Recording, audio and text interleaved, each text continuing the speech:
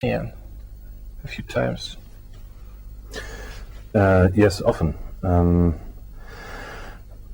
I started thinking about the project, I just thought of making a film of illegal people in Germany, and very soon I came aware of the fact that I have to tell where they come from and why they leave their country, and what brings them to the idea to choose such a fate. And it was clear that I have to go to a classical immigrant country to show how somebody leaves, to give this story the depth that it needs. And this was in 2001. Then I made the first travel to Albania. And during the years, I traveled very often to Albania, like 20 times or something. Spent lots of time there. So you now looks like in Albania a bit. Yeah, lots of people tell me that. Yes? And what was your reaction? I like the idea of if I go to a country to vanish in a way, you know. I'm a documentarist from nature, and the core of making documentaries is to, in a way, vanish, to not to be so present, you know, to be present with the camera, but not as a person, and therefore, like adopting style of country or something that I like to do. I think it's important. So, what did you feel when you go after the documentary style, or when you with the things that you should imagine with the situation? I mean, когда вам приходилось вот в часть истории, когда вам приходилось выдумывать ее, как вы документалисты себя ощущали? Есть часть истории, которая базируется на реальных фактах, а часть, очевидно, выдумана. И вот ваша... There is some parts in the film that are obviously imaginary. And how did you feel as a documentary director to do it, to imagine the situations? I think I feel myself being, first of all, a filmmaker, and choosing the way to tell a story. Rather you write a book or shoot a documentary or shoot a feature film is just a choice of what is the best for the story. It felt normal because the ways that I approached towards this topic was a documentary way of approaching. I did lots of interviews with people there, did lots of research, talked to lots of illegal people in Germany, and talked to lots of people in Albania that have been abroad, that came back, that made their experiences, how they changed.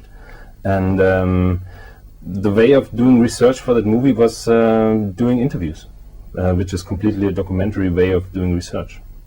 And from year to year I felt more secure in what I tell. In the first it was very hard to go to a country like Albania and to say, okay, I'm now going to tell an Albanian story, because this is a very complicated thing to come from abroad, not to have the tourist view on the things, but to have a deeper view, a view from inside.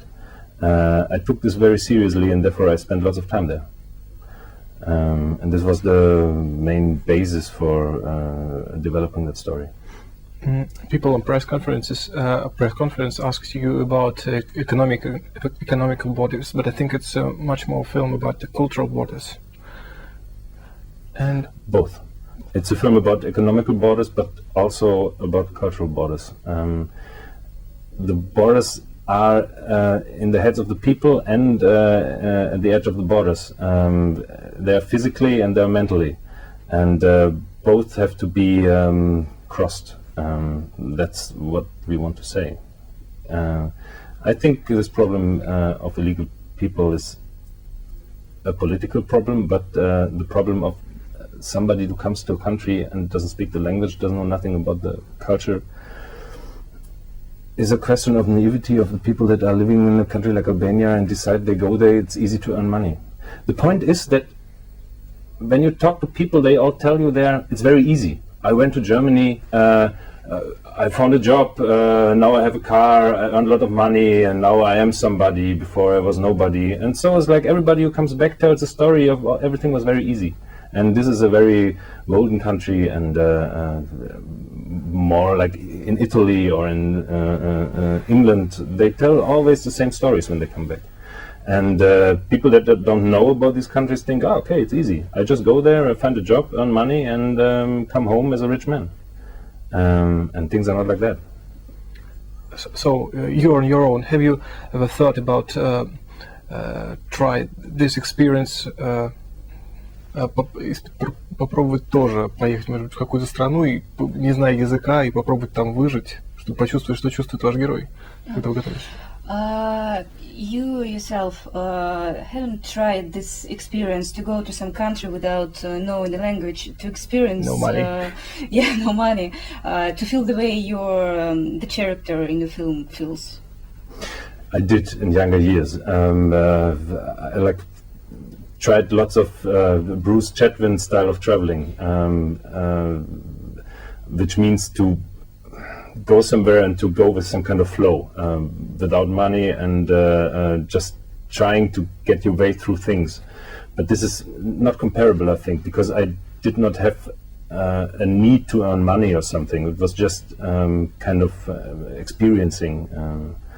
No, actually, I have never been in my life in this situation of an illegal person. I come from Germany, which is a kind of rich country. And I'm privileged to be born there and to live there.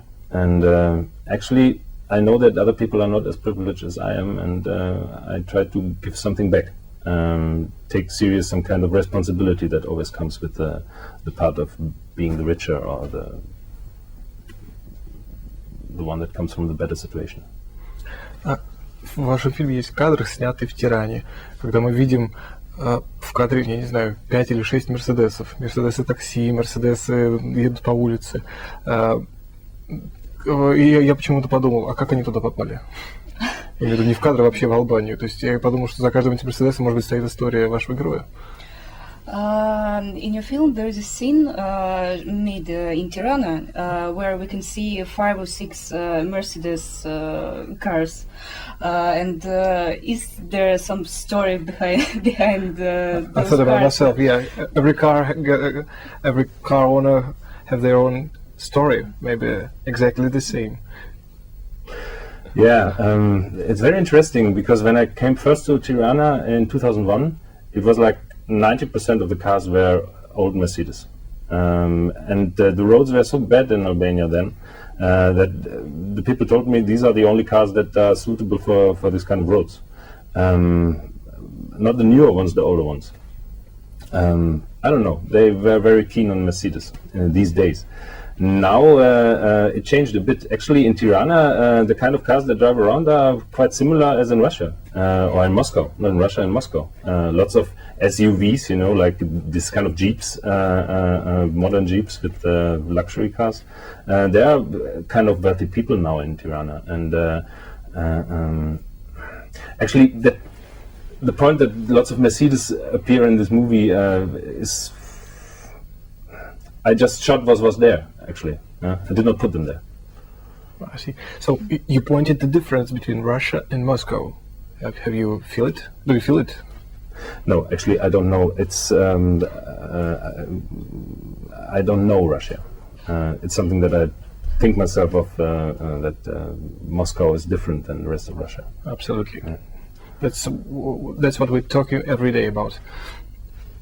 And could you every changes that happens with the characters in your film? I mean, the character on a BMW, and with the main character, it's not the good changes. I think the people which have had experience in the West, when they come back to Albania, they put into Albanian society something wrong, какую-то нехорошую вещь, не знаю, как болезнь, которая меняет албанское общество в худшую сторону. Some wrong ideas that in some way changes Albanian society. So I will not judge this. Yes, you're right. people that come home from earning money abroad change the country, change Albania when they come back, because they bring some new ideas. But who am I to judge this? Because what should these people do? They have no work there. The country is poor. It's much richer than it was in 2001 or after the change there, which happened in '97. There was kind of anarchy in the country. But people are poor there, and who am I to judge and to tell them stay in your country? You know, they want to have a better life. Who am I to tell them you have not to? Скажите, скажите, что вот после того, как вы думали о том, что станет с вашим героем вот после этого финала? Финал такой, в общем, открытый. Что станет с ним после? Потому что очевидно, что он изменился. Вот вам интересно было проследить его историю потом, после? Может быть, в другом фильме или... Did you think about what happens with the character in the film after the end? Because the end is some kind of opened. Would it be interesting for you to follow his story? What will happen to him next? The end was lots of discussions about the end. You can imagine on a film like that, because everybody wanted to know from me, how's the end, how's the end, how's the end? And I always said, actually, I think the end is only clear when we shoot it, because I want to keep it open. That was very clear for me, to keep the situation open in the end. But how and in what way exactly, I did not know. And I actually developed with the actors. We shot it the last day of the shooting in Albania. It was the last day of the shooting of the film. And we developed it on set, actually. And there are several ways. I think there's kind of outlook that they will be together somehow, because there's this biologic thing of a child that they have together. And the film ends with the child crying somewhere, and Edliver goes and goes to the baby. And he hears the baby crying. This is a biological fact that you cannot just erase or something. They will be together afterwards, I think. After talking and after explaining and after finding ways.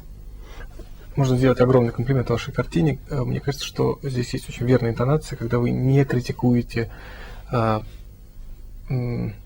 героев, не критикуете какие-то страны, ситуации, вы придерживаетесь такой какой-то умной позиции наблюдателя и рассказчика истории. It seems like you have a very nice intonation of this film, having not criticized the character or some situations in which he finds himself. It's the position of some kind of